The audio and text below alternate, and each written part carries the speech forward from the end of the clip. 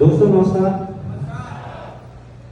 वैसे तो सब नाम सभी जान गए, लेकिन फिर भी छोटा सा अपना परिचय देना चाहूँगा। मैं सिर्फ मनोज पाठक बेसिकली हल्द्वानी आईटी कोर्स से बिलोंग करता हूँ और 20 साल भारतीय सेना में सेवा देने के बाद पिछले 3 सालों से जो है इस महान company SAPS wellness private limited, जो कि आज हमारे देश में स्वास्थ्य के भी कई ऐसे मापदंड हैं जिनको मेडिकल साइंस की दुनिया में जिनको पार नहीं किया जा सकता, उनको आज यहाँ से पार करने का काम कर रही है। और बेरोजगारी जो आज विश्व में, हमारे देश की बात नहीं करूँगा, विश्व में जो चरम सीमा पे है, उसमें भी हमारी कंपनी ने आज इतना योगदान निभाया है। एक बार इसको जानना, इसको समझना बहुत जरूरी है। कई आज जो है बेरोजगार लोगों को यहाँ से ऐसे रोजगार के अवसर भी हमारी कंपनी ने प्राप्त करे हैं। बाकी आप सभी लोगों का तहे दिल से हार्दिक स्वागत करता हूँ, हार्दिक अभिनंदन करता हूँ कि आपने मुझ जैसे एक साधारण से परिवार से आने वाले व्यक्ति को और उसके परिवार वालों को जो मान सम्मान, जो रिवार्ड यहाँ पर दिया है, उसके लिए मैं आप सभी लोगों का हार्दिक अभिनंदन करता हूँ, धन्यवाद करता हूँ।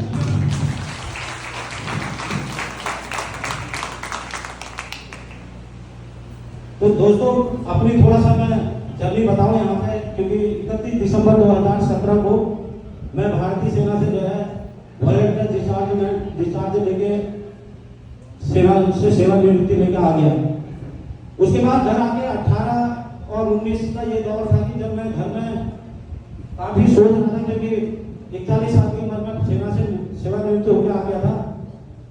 तो मैं सोच तो रहा था, मैंने कहा तो 19 साल तेरे पास पड़े हैं, क्योंकि भारत सरकार की गाइडलाइन के अनुसार 60 साल जो है रिटायरमेंट की उम्र होती है। तो मेरी माँ ने 40 साल की उम्र में मैं घर आ गया था, तो मैंने कहा पेंशन आज जरूर जाऊँ, लेकिन मैं बुरा नहीं हुआ, कुछ ना कुछ तो करने की सोच थी मेरे अंदर। और इसी में सेना को भी जो है पूरी सर्विस करके नहीं आया। मैं पेंशन अपनी जब होगी तो मैं आ गया सेना से। तो आने के बाद ढूंढ रहा था मैं, कई बार कभी हार्डवेयर की दुकान खोलने का भी विचार आया, फिर ठेकेदारी करने का विचार आया, कई विचार आए, एक आध जगह कदम भी बढ़ाए, फिर देखा कि यार यहाँ तो बहुत कंपटीशन है। मैं एक फौजी आदमी हूँ, हमने ईमानदारी, पहले जब तक स्कूल पढ़ा तब तक माँ बाप ने कहा कि बेटा कभी किसी का बुरा मत करना, बुरा मत करना, बुरा मत करना। ये मेरे माँ बाप ने, सबके माँ बाप कहते हैं, कहते नहीं कहते। तो उसके बाद फॉर्म में चले गए। फॉर्म में क्या है, 100% ईमानदारी वाली नौकरी करी, तो ईमानदारी का कीड़ा हमारे जहन में जो है बढ़िया ढंग से बैठ गया था। अब यहाँ समाज जो है, बाहर जो है, मार्केट के अंदर जो है, कोई भी काम ईमानदारी से नहीं करा जा सकता। ये मैं भी जानता हूँ, आप भी जानता हूँ, ये बुरा मानने वाली बात नहीं है। जो भाई जो बहने जो मार्केट में काम कर रहे हो, बुरा मत मानना, लेकिन यहाँ पर झूठ बोल के, किसी का बुरा करके, किसी का संप्रेम करके, ये सब काम करके आदमी अपना भला कर सकता है। ये बात सही है कि नहीं है? किसी का भला करके अपना भला करने वाली सोच यहाँ पर थी नहीं। फिर अचानक होता क्या है कि एक 5-7 मिनट की मेरी मुलाकात थी हमारे रामकिशन बेगाड़ी जी, आते हैं, हल्दी चौक के रहने वाले हैं, वैसे चौड़ी गढ़वाल के रहने वाले हैं, आज जो है हल्दी चौक में शटल हो गए हैं। तो उनकी मेरी एक 2-3 साल पहले 5-7 मिनट की मुलाकात थी। उस मुलाकात के चलते एक बार वो मेरे से यहाँ नुमाइश ग्राउंड जो आजकल लगा है, यहाँ पर टकरा गए। तो मैं वहाँ पे मेरे साथ वाले का पूरा सिक्योरिटी इंचार्ज सिद्धर सती करके उन्होंने लिया था। उन्होंने मेरे से बोला आपके पास गन है तो आप यहाँ आके बैठ जाओ, कुछ आपको मिल भी जाएगा। और मिलना हिलने के चक्कर में नहीं गया। मैंने कहा मेरे जानने पहचानने वालों को नुमाइश तो फ्री में घुमाऊंगा, और बहुत घुमाया। देवनाड़ी सर के बच्चों को भी मैंने फ्री में वहाँ नुमाइश में झूले झुलाए होते। तो उन्होंने बोला पार्टी की क्या करो, मैंने कहा सर कुछ नहीं रहा हूँ, खाली हूँ। तो बोला 2 घंटे का समय दो, मैं काम कर रहा हूँ, बहुत बेहतर काम। और ऐसा आज आप सब लोगों से कई लोगों ने कहा होगा, कई लोग किस्मत वाले जो यहाँ पर आ गए, और कई लोग जो है बोलने के बाद भी, सुनने के बाद भी यहाँ नहीं आ पाए होंगे। ये ऊपर वाला जैसा हमारे से चाहेगा वैसा करेगा, हम अपनी मर्जी को कुछ नहीं कर सकते, ठीक है नहीं? तो मैंने किंतु परंतु नहीं करा। मैंने उनको 2 घंटे का समय दिया और केशरवानी कॉम्प्लेक्स हुआ करता था बड़ी मंडी के आगे, वहाँ गया। वहाँ एक प्रोग्राम चल रहा था, वहाँ हमारे उत्तराखंड के आन बान शान रॉयल डायमंड मिस्टर महेश पंसल से उन्होंने मेरी मुलाकात कराई। 5 मिनट की मुलाकात थी, 2 शब्द पंसल ने मेरे को बोले थे। और मुझे लगा कि यार बात तो ये जो भी बोल रहे हैं सही बोल रहे हैं, क्योंकि मैं बच्चा तो था नहीं, 20 साल फौज की नौकरी करके आ गया था। अपने परिवार, अपने बच्चों को मैं खुद पाल रहा था। तो कोई मेरे को गुमराह कर सकता था क्या? आप लोगों को कर देगा कोई? तो मुझे भी ये विश्वास है, मैंने कहा जो ये बोल रहे हैं, बात बोलने को जाना है, शकल हमने नहीं देखनी है, शकल तो हमारी भी अच्छी नहीं है। और ठीक है, तो बाकी भगवान के समझदार बहुत आप लोग। तो हम वैसे शकल किसी की क्यों, हम सेलिब्रिटी नहीं, तो हम अमिताभ बच्चन बच्चन होते, शाहरुख खान होते, हम नॉर्मल परिवार के, हमारी शक्ल उतनी अच्छी नहीं है, लेकिन अगर हम कर्म अच्छे करें तो उनसे कम भी नहीं है। क्या? अगर हम कर्म अच्छे करें तो फिर उनसे कम नहीं है। हमारे जैसे मेरे जैसे लोग, मेरे जैसे मिडिल क्लास से आने वाले लोग इस काम को कर रहे थे, मुझे दिखाई दे रहा था, तो मैंने इसमें अपना कदम आगे बढ़ाया और काम करा। और ये कोई घमंड वाली बात नहीं दोस्तों, लेकिन अगर मेहनत से आदमी काम करता है ना, सफलता हर जगह है, और सफलता का कोई शॉर्टकट वैसे भी नहीं होता, ठीक है ना? मेहनत करोगे तो सफल होगे। तो सफलता बहुत अच्छी मिली मुझे, बहुत ज्यादा। अगर मैं कहूँ तो उत्तराखंड में शायद ही मेरे बराबर से इंसान रहा होगा उस दौर में। लेकिन फिर अचानक होता क्या है, हम अपनी मर्जी से, मैंने अभी कहा ना, अपनी मर्जी से हम कुछ नहीं कर सकते, करते सब ऊपर वाले की मर्जी से है। ऊपर वाले ने बोला रुक, ब्रेक लगाया, और ब्रेक ऐसा लगा दोस्तों, करीबन 1.5 साल, इस 3 साल में 1.5 साल इस बिजली से पूर्ण रूप से आउट हो गया।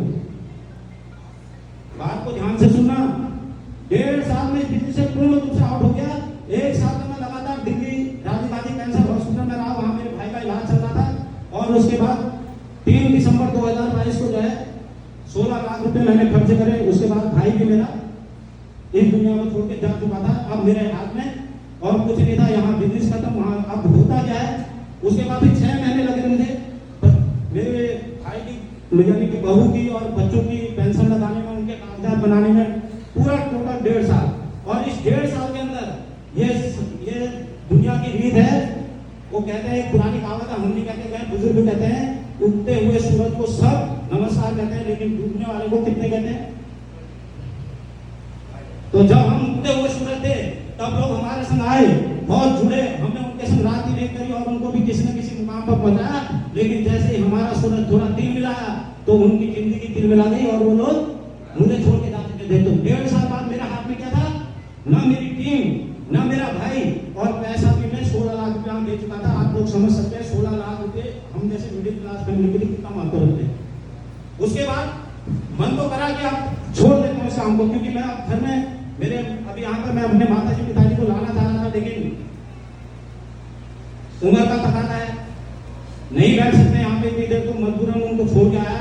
तो उनके साथ भी मैं, उनका सहारा भी मैं, मेरे 2 बच्चे और मेरे भाई के 2 बच्चे, उनका सहारा मैं, मेरी फैमिली, मेरी बहू, उन सबके लिए मैं। तो मुझे लगा कि बिजनेस को छोड़ देना चाहिए, नहीं करना चाहिए, क्योंकि इसमें मैं अपने साथ साथ, मैं अपना नहीं, मैं छोड़ भी सकता हूँ, मैं कर भी सकता हूँ, मैं अपना जवाबदार हूँ, लेकिन इस बिजनेस में अपना जवाबदार नहीं होता दोस्तों। इसमें जिसको तुम लाए हो ना, वो ऐसे बच्चे की तरीके से तुम्हारा, अगर तुम उसके साथ नहीं लगो तो कहीं नहीं पहुंचे। तो उसके साथ लगने की जिम्मेदारी लेने का हिम्मत नहीं हो पा रही थी। ये भी सोच पा रहा था कि यार मैं कर तो लूंगा, लेकिन किसी को अपने साथ जोड़ दूंगा तो उसको आगे कैसे पहुंचाऊंगा, उसके साथ अगर लगूंगा नहीं तो उसका क्या होगा करते। तो मैं कई बार सोचा, सोचने के बाद, समझने के बाद फिर मेरे दिमाग में एक विचार आया। मैंने कहा अगर तू ये बिजनेस नहीं करता तो करेगा क्या? तो क्या कर सकते हैं हम लोग? पहले मैं बात जानना चाहूंगा, आप लोगों से मैं जानना चाहूंगा कि हम जैसे middle class, upper middle class family वाले भी क्या कर सकते हैं। मैं बताता हूँ क्या कर सकते हैं। हम खेती किसानी कर सकते हैं, हम लेबरी मजदूरी कर सकते हैं, हम दुकान चला सकते हैं, हम नौकरी कर सकते हैं। इसके अलावा कौन है जो ये कहता है कि हाँ हमारे दादा परदादा, हमारे पुरखे हमारे ऐसी 2-4 कंपनियां जोड़ के गए, जो 8-10 करोड़ रुपए की संपत्ति लेके गए, जिसके बदौलत हम उसके रेंट से जीवन उतार देंगे। कोई है यहाँ? तो मुझे भी ऐसा ही समझने को, सोचने को मिला, और मुझे लगा नहीं, आज अगर मेरी खानदान में नहीं तो मैं हो सकता हूँ, इस बिजनेस को करके मैं हो सकता हूँ। ये विचार आया, मेरे सारे कमर कसी, बहुत मेरे अपलाइन परेशान हुए, फोन भी करा, कभी कभी घर पे भी चक्कर मारे मैंने। अब जब तक वो होता ही है तो कोई किसी के लिए कुछ नहीं कर सकता है, ना किसी सोए हुए कोई जगा सकता है और ना जगे हुए को सुना सकता है कोई। तो मुझे भी जगा नहीं सकता था कोई, जगेगा तो इंसान अपने हाथ से जगेगा, उसको जगाने वाला कोई नहीं है। तो मैं जब जगा, मैंने सोचा काम करना शुरू करना चाहिए, और इस काम को करके ही मैं उस पद्धति में आ सकता हूँ कि कल को मेरी आने वाली पीढ़ी ये बोले कि यार हमारे घर में कोई ऐसा, हमारे खानदान में कोई ऐसा बंदा हुआ था कि आज 4 जो फैक्ट्रियां हमारी हैं और वो फैक्ट्रियों की बदौलत अपना जीवन काट रहे हैं। तो उस काम को करने के लिए मैंने विजन बनाना निकला। और देखो, जिसके पास टीम ना हो, टीम पूरी खत्म, और अगर मैं कहूँ इच्छा शक्ति भी ना हो, लेकिन ये एसएपीएस प्राइवेट लिमिटेड के प्लेटफॉर्म को समझना, यहाँ जो बंदा एंट्री कर देता है ना, एंट्री, वो यहाँ कभी खत्म नहीं होता। ये बिजनेस ऐसा है दोस्तों, ये कभी धीरे होगा, कभी तेज होगा, कभी खत्म नहीं होगा तुम्हारी नजरों में। लेकिन फिर भी खत्म नहीं होता, क्योंकि ये बिजनेस क्या है, डाउन लाइन के आने और न आने से बिजनेस नहीं होता, ये किससे होता है, अपलाइन से। मैं जब इस बिजनेस को शुरू कर रहा था, मेरे अपलाइन तब भी खड़े थे। मैं इस बिजनेस में खत्म हुआ, मेरे अपलाइन तब भी खड़े थे। मैं आज दोबारा से फिर से सक्सेस होकर इस मंच पर हूँ, मेरे अपलाइन आज भी खड़े हैं। और ये मुझे भरोसा है, ये याद रखना, ये मुझे भरोसा है, ये मेरे अपलाइन, मैं जिस दिन यहाँ से 5 एम्बेसडर बनूंगा, ये फिर मेरे साथ खड़े होंगे। और ये डाउनलाइन आएंगी, ये डाउनलाइन जाएंगी, डाउनलाइन का बिजनेस नहीं है। यहाँ ऊपर वाले ने हाथ अगर पकड़ा है, तुम कितने भी कमजोर हो, तुम कितने भी गरीब हो, तुम्हें कामयाब बनाना और कामयाबी तक पहुंचाना, ये अपलाइन का सपना है। क्योंकि आपकी सफलता, आपकी कामयाबी, जैसे बच्चे की सफलता, बच्चे की कामयाबी में माँ बाप का क्या निहित है।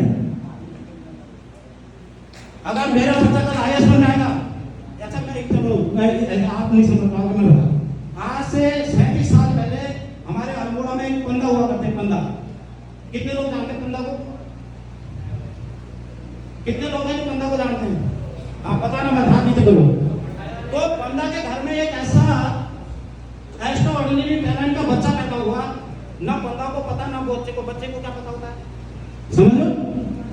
तो बच्चा जब पैदा हुआ तो पंदा को लगा कि यार अल्मोड़े में हवा भी अच्छी है, पानी भी अच्छा है, लेकिन यहाँ क्या नहीं है, और हवा और पानी से पेट भरेगा, क्या होगा, हवा और पानी से स्वास्थ्य सही रह सकता है, पेट भरने के लिए क्या चाहिए, रोटी। तो रोटी का इंतजाम नहीं हो पाने की वजह से पंदा ने क्या करा, अल्मोड़े को, अपने शहर को, अपने लोगों को छोड़ने का निर्णय ले लिया कि मैं अपने परिवार को लेकर ऐसी जगह चले जाऊंगा जहां मैं इनका भरण पोषण करूं। तो चाहते तो हल्द्वानी आ जाते, देहरादून आ जाते, रुद्रपुर आ जाते नहीं आ जाते अल्मोड़े वाले, आसान यहाँ था ना, लेकिन यहाँ नहीं आए। क्यों? क्योंकि यहाँ पंदा अगर गंदा नाली को साफ कर रहे होते तो मनोज पाठक कहता यार पंदा क्या कर रहे हो तुम ये? मनोज पाठक उनको रोटी नहीं देता, लेकिन ये जब उनको होता कर क्या रहे हो, क्योंकि वो गंदा नाला साफ कर दे। तो उन्होंने निर्णय किया यहाँ से दूर चले गए, झारखंड चले गए। झारखंड जाकर उन्होंने गंदा नाला भी साफ करा, मेहनत करी, अपने बच्चे को पढ़ाया लिखा, लेकिन वो एक्स्ट्रा ऑर्डिनरी टैलेंट का बच्चा उनके घर में तो उन्हें पता नहीं था। धीरे धीरे जैसे जैसे करके अब हम मिडिल क्लास फैमिली के पास क्या है, प्लेटफॉर्म नहीं है, हमारे पास क्या है, रास्ते नहीं है। तो रास्ता न होने की वजह से वो बच्चे ने क्या करा, रेलवे में जॉब के लिए अप्लाई करा और रेलवे में टीटी बन गई। रेलवे से उसको मौका मिला कि अगर तेरे पास प्रतिभा है, तेरे पास हुनर है, तो तू ये हुनर दिखा। तो उसको उसका मन पसंदीदा खेल था, क्या था, क्रिकेट। तो वो क्रिकेट टीम के लिए चला गया और आज वो पंदा का लड़का हमारे इंडिया में नहीं विश्व में जाना जाता है, जिसका नाम है MS धोनी। आप देखो, इस पंदा को 26 साल पहले अल्मोड़े वाले, उसके गांव वाले, उसके इलाके वाले भूल गए थे।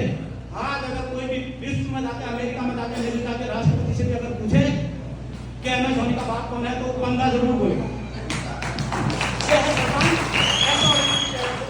मेहनत करना, कामयाब होना बहुत आसान है, लेकिन गुरु बहुत अच्छा नहीं, बहुत से बहुत अच्छा अगर गुरु है तो हर कोई कामयाब हो सकता है। ठीक है, तो मैं आपको विराम दूंगा। मैं आपको अपने सरल शब्दों में मेरी जीवन की जो मैंने अभी तक यहाँ पे कर पाया है, और आज ऊपर वाले की तरह से यहाँ पे जो है इस संस्था में, इस कंपनी के अंदर 8वां रैंक के जो 17 रैंक के बोलते हैं, उसे अच्छी तरह अगर इनकम की बात करूँगा 18 लाख प्लस की इनकम है। और आज इनकम की बात करूँ तो 18 लाख प्लस की आज इनकम हो गई है। इससे पहले सेल्फ का जो है थाईलैंड का टूर करा मैंने, और अभी लेटेस्ट इसी रैंक के साथ साथ दुबई बीवी बच्चों के साथ जो है दुबई का 4 दिन का टूर मैंने यहाँ से अचीव करा है। और जो डोमेस्टिक टूर है 3 बार गोवा, 2 बार जोधपुर जैसलमेर, और कई और भी कंपनी के जो टारगेट निकले हैं वो भी अचीव करे हैं। तो ये सब चीज करते करते देखते आगे, और क्योंकि देखो किसी भी जगह काम करेंगे मेहनत तो कहीं भी करनी पड़ेगी, नौकरी में भी अगर आदमी करेगा तो नौकरी करेगा तो उसको मेहनत ही करनी पड़ेगी, दुकान खोलेगा तो नौकरी मेहनत ही करनी पड़ेगी, और खेती किसानी करेगा तो भी मेहनत करनी पड़ेगी, रेडी लगाएगा तो भी मेहनत करनी पड़ेगी। कहीं ऐसा है जहाँ मेहनत करे बिना आएगा? अगर मेहनत करके आता है तो इस प्लेटफॉर्म में ऐसी मेहनत कर लो, तुम तो अपने जीवन को खुशहाल बनाओगे, तुम्हारी 7वीं पीढ़ी का बच्चा भी तुम्हारे नाम को, तुम्हारी फोटो में फूल माला डालने को कभी भूल नहीं पाएगा। क्योंकि छोटे छोटे 6 लाख रुपए आएंगे, छोटे 6 लाख रुपए अगर वो कमाएगा तो तुम्हारी फोटो में ताजे फूल की गुलदस्ता माला डालेगा, जैसे आज हमने पहनी। ये हमने आज ही पहन लिया है, मरने के बाद भी पहनेंगे, किसी की हिम्मत